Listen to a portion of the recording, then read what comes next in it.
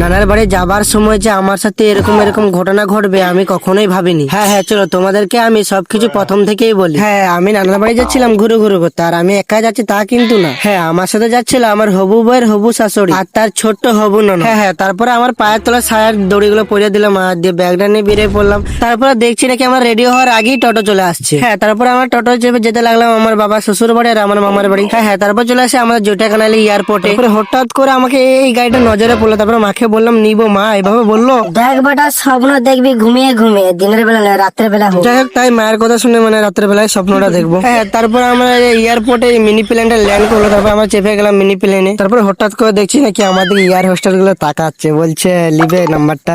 আমি বলছি না দরকার নাই, তাই লজ্জায় একটু কি মুখটা লুকিয়ে নিয়েছি। আর হ্যাঁ, তোমাদেরকে আমি একটা আজব কথা বলি, ঠিক আছে? শুনবে, ধ্যান দিয়ে শুনবে। হ্যাঁ? বলি দিদি আর ভাই ফলোটা করো। তারপর আমি আমেরিকায় নেমে যাই, মানে আমার নানাদের এয়ারপোর্টে নেমে যাই, আর আমি এখানে কোলা নিচ্ছি আমার নানিকে ফোটাবার জন্য।